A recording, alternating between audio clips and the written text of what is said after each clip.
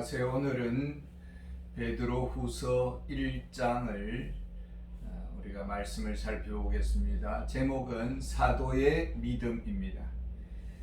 베드로는 편지를 씁니다. 바람이 있습니다.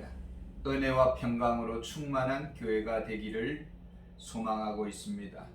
세월이 갈수록, 시간이 지날수록 그렇게 되기를 원하고 있습니다. 그러나 쉽지는 않습니다. 연약함이 있고 죄성이 있습니다. 세상도 교회를 공격합니다. 의를 부정하는 공격이 있습니다. 나쁘다고 공격합니다. 자기 눈에 덜 보는 보지 못합니다. 상대방의 의를 빼앗는 것입니다. 상대방을 못됐다고 공격합니다. 당황스럽습니다. 또 우리 자신은 천사도 아니고 이기심도 있고 자기 중심적인 것이 있습니다. 사탄은 거짓말장이입니다. 교회를 향한 선제 공격이 세상의 악함을 감추는 방법입니다. 교회는 위축당합니다. 점점 폐쇄적입니다. 세상의 빛이 되어야 합니다. 세상의 소금이 되어야 합니다. 그래야 하나님께 영광을 돌릴 수가 있습니다. 그런데 가스라이팅을 당합니다. 나쁜 교회, 불량품이라는 소문이 났습니다. 병들었다고 진단을 내렸습니다. 교회는 사회에 도움이 되지 않는 모양새입니다. 고개를 들지 못하는 이유가 있습니다. 의의 문제입니다. 떳떳하면 우리가 고개를 듭니다. 그런데 잘못 소문이 났습니다. 의를 빼앗으려고 했습니다. 교회가 가진 의가 무엇입니까? 교회는 선행을 광고하지 않습니다. 교회는 오른손이 하는 일을 왼손이 모르게 합니다. 남들이 알아주지 않는 것을 미덕으로 여깁니다. 베드로는 할 말 없는 사도였습니다. 과거에는 철이 없었고 덤벙댔습니다. 분수를 몰랐습니다. 자기 실력을 몰랐습니다. 그럼에도 자신은 굉장히 충성스럽고 헌신적인 제자로 높은 점수를 스스로에게 주고 있었습니다. 그러나 위기를 직면했습니다. 예수님을 3번이나 모른다고 했습니다. 주님을 배신한 자입니다. 베드로는 전설의 평생 새벽에 닭이 울면은 통곡했다라는 말이 있습니다. 그러나 오늘 본문에 나타나는 베드로는 과거에 눌려있지 않습니다. 베드로는 말합니다. 구주 예수 그리스도의 의를 힘입어 선행 내가 아니요, 공덕 내가 아니요, 인품 내가 아니요, 그리스도의 십자가의 죽으심 때문입니다. 죄 용서함을 받았습니다. 믿음으로 얻은 의입니다. 예수님의 희생 때문입니다. 하나님은 값없이 의롭다고 선언하셨습니다. 율법의 정죄의 그 그물망에서 벗어났습니다. 사단이 정죄해도 십자가의 그늘에서 자유합니다. 평안합니다. 의롭습니다. 이제 이 믿음은 이방인들에게도 동일하게 적용됩니다. 이방인도 영생을 얻게 되었습니다. 죄사함의 은혜를 베풀어 주셨습니다. 의롭다 하심을 얻게 하셨습니다. 믿음은 그리스도 안에서 동일합니다. 그리스도 안에서 우리는 같은 믿음을 가지고 있습니다. 예수 그리스도의 의를 힘입었습니다. 의의 방패를 가지고 있습니다. 사단의 정죄도 통하지 않습니다. 그리스도 안에서 과거와 현재와 미래의 죄까지 법적으로 해결되었습니다. 하나님은 아십니다. 우리가 은혜를 받았습니다. 집으로 돌아가면 잊어버립니다. 설교 제목까지도 잊어버립니다. 다시 원점으로 돌아가는 것 같습니다. 변화가 없는 것처럼 보입니다. 베드로는 소망합니다. 은혜와 평강이 너희에게 더욱 많을지어다.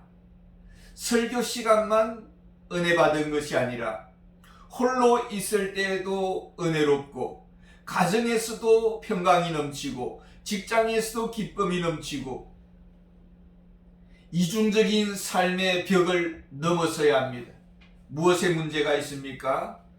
3절에 보면은 그의 신기한 능력으로 생명과 경건에 속한 모든 것을 우리에게 주셨으니, 과연 생명과 경건에 속한 모든 것을 우리가 받았습니까? 생명과 경건에 속한 모든 것은 예수 그리스도 안에 있습니다. 고린도전서 1장 30절에는 예수는 하나님께로부터 나와서 우리에게 지혜와 의로움과 거룩함과 구원함이 되셨으니, 예수님 안에 생명과 경건에 속한 모든 것이 있습니다. 이제 우리의 것이 되려면 어떻게 해야 하는 것입니까? 요한복음 16장 13절에 진리의 성령이 오시면 그가 너희를 모든 진리 가운데로 인도하시리니, 요한복음 15장 26절에 보혜사 진리의 성령이 오시면 그가 나를 증언하실 것이요, 성령께서 그리스도께로 인도하시고 성령께서 예수님을 알게 하십니다. 성령께서 예수님을 바라보게 하십니다. 어떻게 해요? 베드로후서 1장 20절 21절을 읽겠습니다. 먼저 알 것은 성경의 모든 예언은 사사로이 풀 것이 아니니, 예언은 언제든지 사람의 뜻으로 낸 것이 아니요 오직 성령의 감동하심을 받은 사람들이 하나님께 받아 말한 것이니라.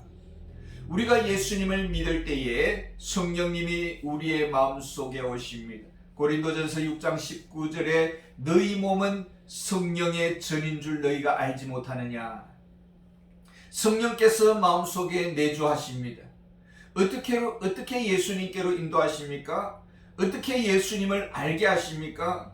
요한복음 15장 7절에 너희가 내 안에 거하고 내 말이 너희 안에 거하면, 어떻게 해야 예수님을 알 수 있습니까?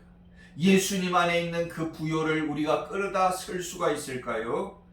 베드로후서 1장 19절에 또 우리에게는 더 확실한 예언이 있어 어두운 데를 비추는 등불과 같으니, 날이 새어 샛별이 너희 마음에 떠오르기까지 너희가 이것을 주의하는 것이 옳으니라. 이것을 주의하라. 성령께서 주고자 하시는 것이 무엇입니까? 1장 4절에 보면은 이로써 그 보배롭고 지극히 큰 약속을 우리에게 주사. 성령님께서 주고자 하시는 것이 있습니다. 큰 약속입니다. 이 큰 약속이 무엇일까요? 세 가지입니다. 먼저는 예수 그리스도의 의입니다. 믿음으로 의롭다함을 얻게 하셨습니다. 더 이상 율법의 무한정 순종을 우리에게 요구하지 않습니다. 예수님께서 우리의 모든 죄값을 지불하셨습니다.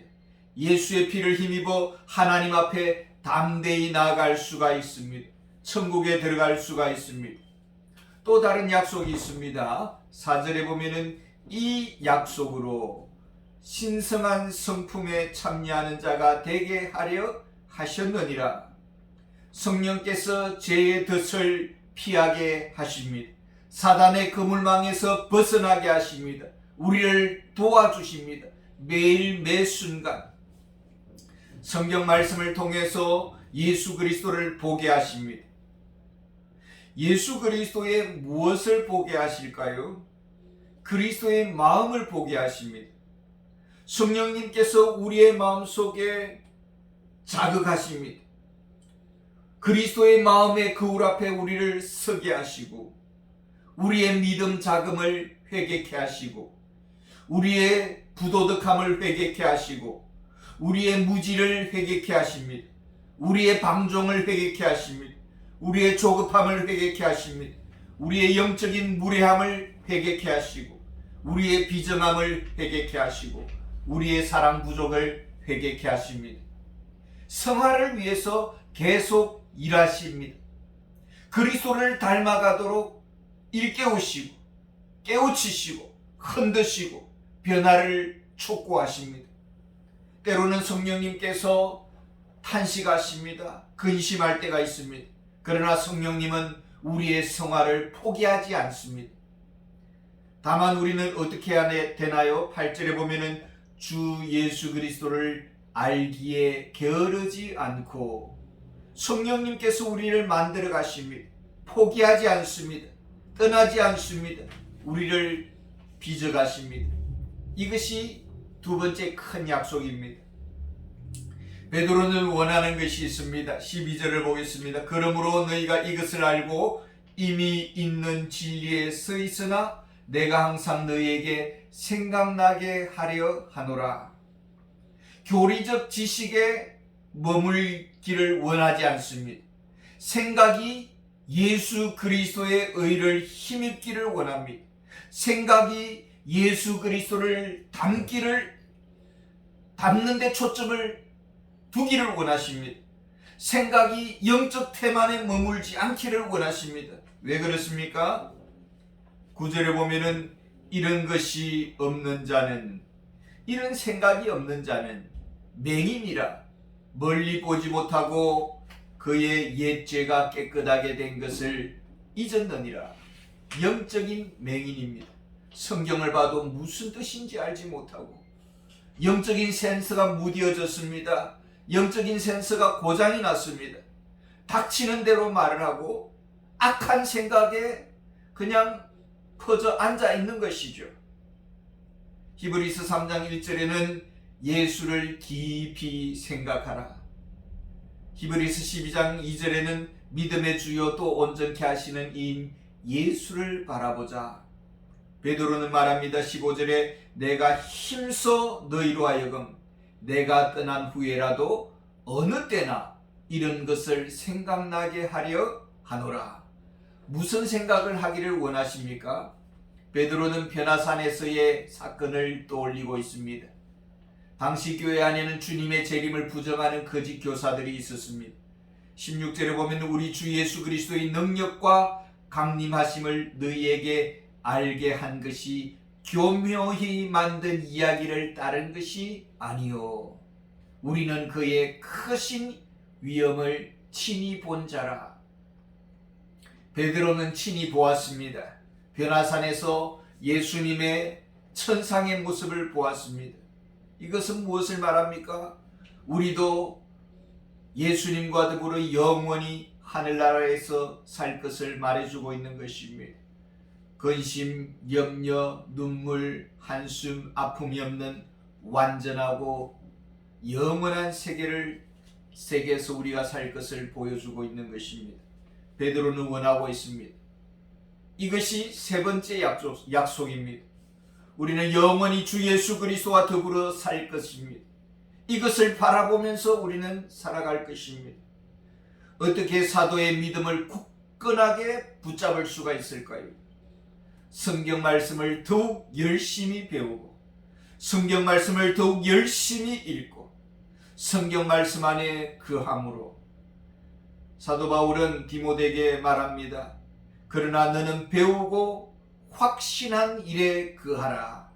성경은 능히 너로 하여금 그리스도 예수 안에 있는 믿음으로 말미암아 구원에 이르는 지혜가 있게 하느니라.